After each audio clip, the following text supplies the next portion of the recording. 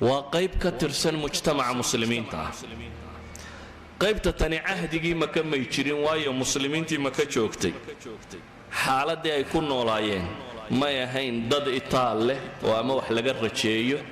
أما لقى عبصوده أما ضد كمسلمين تابع بدب كجري لكن وقتي مدينة قارهم بدر قداشيت أي نفاق آد صعام بحر markay guushii muslimiintu muuqatay iyo dadku inay xoog yihiin ayuu nifaaq soo caan baxay iyagoo isugu jira qaar hunguri wado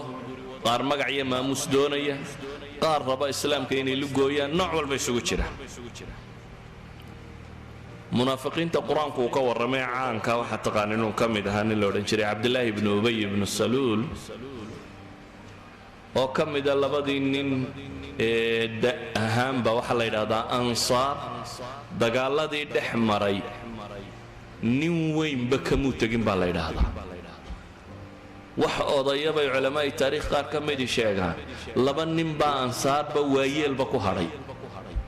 labada nin وحنظل غسيل الملائكة نك الله بحيا به أبي عامر الفاسق أبي عامر الراهب نك اللورنشري من نوع عبد الله بن أبي ويل مكان لبضع ساكو هذا لير مدينة ويل لبضع ساكو هذا رجع أنت كلا دلنيرة هذه مدينة شوغا دقالة دي بويل كومرد مركي له الشيين وهلا يدان ويل كنا مضحك دقنا عبد الله هلا قرطي إن سلطنة دي ماموس يمقع الله ياله iyadoo Abdullaahi taajkiisii suldaannimo la tolayana nabi maxamed baa soo galay calayhi salaatu wasalaam madiina oo dadkii qiyaade iyo diin cusub bay raaceen Abdullaahi ibn Ubay nifaqisu nifaq siyaasi ka bilaabmay bay dhahan wuxuu arkay kursigii madaxnimada ee nabi maxamed ka qaaday sida awgeed intii hore uu isgiijinayay